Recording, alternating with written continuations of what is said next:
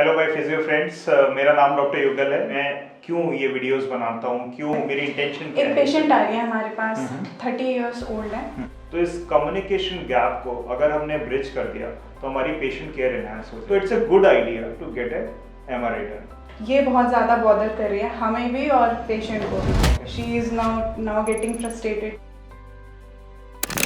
Hello my physio friends, मेरा नाम doctor युगल है। मैं एक ऑर्थोपेडिक और जॉइंट रिप्लेसमेंट एक्सपर्ट हूँ। आज के इस वीडियो में हम इस सीरीज़ को क्यों कर रहे हैं उसको मैं एक बार फिर से डिस्कस करना चाहता हूँ। और बहुत इंपॉर्टेंट है ये कम्युनिकेट कर पाना आप लोगों को कि मैं क्यों ये वीडियोस बनाता हूँ, क्यों मेरी इंटेंशन क्या है ये करने की। तो मैंने जो ऑब्जर्व किया है मेरे लास्ट 1 डेकेड की प्रैक्टिस में, वो ये है कि हमारे मेजॉरिटी ऑफ पेशेंट जिन्हें हम ओपीडी में देखते हैं उनको एक अच्छे रिहैबिलिटेशन की ज़रूरत है, एक अच्छी फिजियोथेरेपी की ज़रूरत है।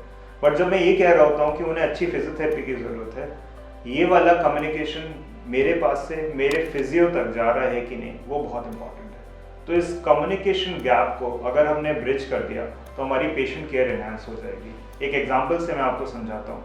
अगर मैंने मेरे पेशेंट की नी रिप्लेसमेंट सर्जरी करी है और उसके बाद मैंने मेरे फिजियो को मेरे रिहैबिलिटेशन प्रोटोकॉल या मेरी एक्सपेक्टेशन के बारे में नहीं बताया है, तो ये ऑब्जर्व किया है हमने कि इन केसेस में जो रिकवरी है वो स्लो भी होगी और रिजल्ट्स उतने अच्छे नहीं होंगे, उतना कॉन्फिडेंट रिजल्ट नहीं आएगा जितना उन केसेस में आएगा जब आप अपने फिजियो से कंटिन्यूसली बात करते रहते हैं।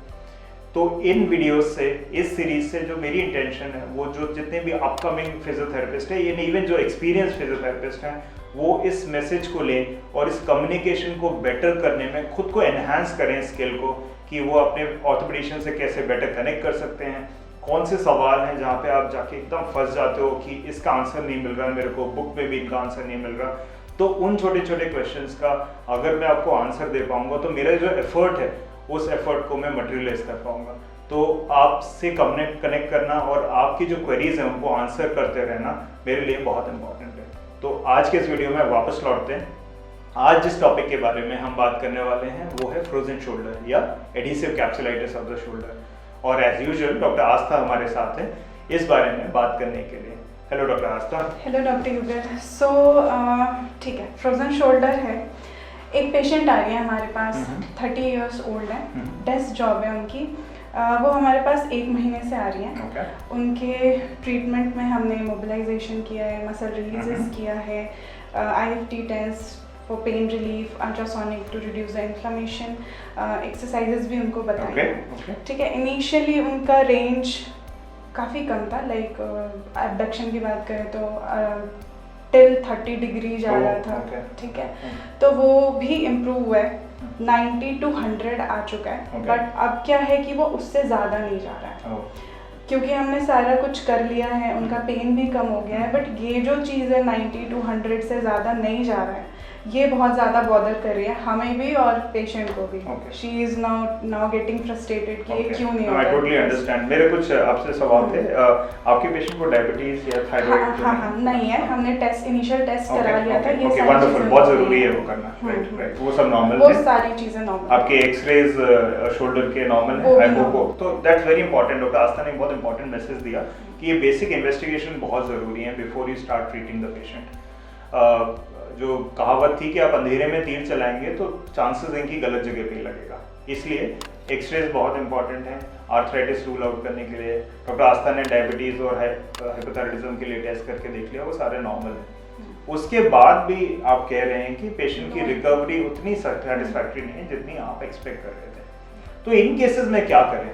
तो इन केसेस में क्या हम फिजियोथेरेपी रिहैबिलिटेशन को कंटिन्यू करते रहें? मैंने बहुत देखा है प्रैक्टिस में कि ये पेशेंट वापस ऑर्थोपेडिशियन के पास जाते हैं, वो फिर से सेम चीज़ एडवाइस कर देते हैं एंड पेशेंट शफल होता रहता है बिटवीन फिजियोथेरेपिस्ट एंड ऑर्थोपेडिशियन बिना किसी रिजल्ट के। तो आज हम इस बारे में बात करते हैं कि कैसे हम अपनी पेशेंट केयर को एनहांस कर सकते हैं। इन केसेस में सबसे इंपॉर्टेंट चीज़ ये है कि कोई एसोसिएटेड पैथोलॉजी तो नहीं है शोल्डर की, और वो कैसे डायग्नोस करेंगे? बहुत डिफिकल्ट होता है कोई भी इम्पिंजमेंट टेस्ट करना इन पेशेंट्स में, या रोटेटर कफ की पैथोलॉजी को एसेस करना इम्पॉसिबल है, क्योंकि मूवमेंट से नहीं है तो आप एसेस कैसे करोगे? इसलिए अगर 3rd वीक 4th वीक तक पेशेंट इंप्रूव नहीं हो रहा है तो it's a good idea to get a MRI done. MRI करने से आपको कोई एसोसिएटेड पैथोलॉजी के बारे में पता चल जाएगा। You will get to know कि सिर्फ कैप्सूल की इन्फ्लेमेशन की वजह से फ्रोजन शोल्डर है या सबक्रोमियल इम्पिंजमेंट भी है।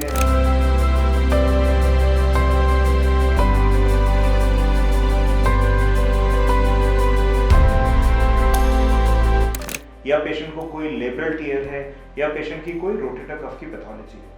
क्योंकि अगर एक एग्जांपल है कि पेशेंट को सीवियर एसी जॉइंट की आर्थराइटिस है या पेशेंट को लेब्रल टियर है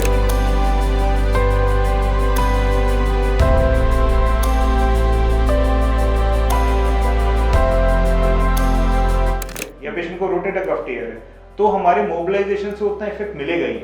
we need to address those pathologies also. That is why an MRI is so important for the shoulder in case जब ये प्रॉब्लम हमारे रिहैबिलिटेशन से सेटल नहीं हो रही है। तो that is why MRI करके आप अपने ट्रीटमेंट को और ज़्यादा स्ट्रीमलाइन कर सकते हैं। फॉर एग्जाम्पल आप ये देखते हैं कि आपके पेशेंट को मैसिव रोटेटर कफ टियर है और उसकी वजह से फ्रोजन शोल्डर हुआ है, तो इन केस में आप अपने ऑर्थोपेडिक कलीग की हेल्प ले सकते हैं कि क्या इन पेशेंट्स को सर्जिकल रिपेयर की रिक्वायरमेंट है या अभी भी हम इन्हें कंजर्वेटिवली मैनेज कर सकते हैं। So that is why MRI is so important in the frozen shoulders. Okay. And sir, हमारे जो रीजनरेटिव ट्रीटमेंट्स होती हैं, उसका क्या रोल होता है? Absolutely. So interesting है ये चीज़। So बहुत ज़्यादा इसको लेके कंफ्यूजन है अमंग्स द मेडिकल कम्युनिटी कि किन केसेस में आपको PRP करना चाहिए, किन केसेस में आपको स्टीरॉयड करना चाहिए, क्या इंजेक्शन सक्सेसफुल हैं, क्या इंजेक्शन बिल्कुल फेल हो जाते हैं। If you choose your patient right, if you recommend to the right patients, आपको सक्सेस मिलेगी। उन केसेस में जिनको फ्रोजन शोल्डर है, जिनमें सिर्फ इन्फ्लेमेशन है कैप्सूल में, they are not recovering very well with the physiotherapy, उन केसेस में you can choose for an steroid injection. अगर पेशेंट नॉन डायबिटिक है, आप वेरी कंफर्टेबली एंड सेफली उनको इंट्राआर्टिकुलर इंजेक्शन के लिए एडवाइस कर सकते हैं, because steroid will act as an anti inflammatory और उससे आप रेंज ऑफ मोशन को फास्टर रिकवर करा सकते हो। बट उन केसेस में जिसमें एसोसिएटेड पैथोलॉजी है, मान लीजिए पार्शियल रोटेटर कफ टियर है या कोई छोटा मोटा लेब्रल टियर है या कोई डिजेनरेटिव चेंजेस हैं, उन केसेस में दी PRP injection will be more helpful because वो आपके टिश्यूज की रीजनरेशन में भी हेल्प करेगा और रेंज ऑफ मोशन को अचीव करने में भी हेल्प करेगा। तो regenerative care and steroid injections do have role, but if you choose that in the right patient. So आपने जो मैसेज था इस वीडियो से वो यही लेना था, you know how to treat frozen shoulder, you know how to treat adhesive capsulitis if your approach is right. अगर आप सही तरीके से अप्रोच करते हैं, बेसिक इन्वेस्टिगेशन शुरू में करा लेते हैं, तो मोस्ट ऑफ द केसेस में आपको कंप्लीट सक्सेस मिल जाएगी। बट उन केसेस में जहाँ पे आप स्टक हो एक किसी कंडीशन में, 1 मंथ के बाद आपके पेशेंट फ्रस्ट्रेट हो रहे हैं कि रिकवरी नहीं हो रही है, better get an MRI done. MRI में जो भी फाइंडिंग्स होंगी वो अपने ऑर्थोपेडिक कलीग से डिस्कस करो आप और एक कंबाइंड ट्रीटमेंट प्लान बनाओ और उसके बाद आपके जो 10% अनहैप्पी पेशेंट है वो हो जाएंगे happy. Thank you so much.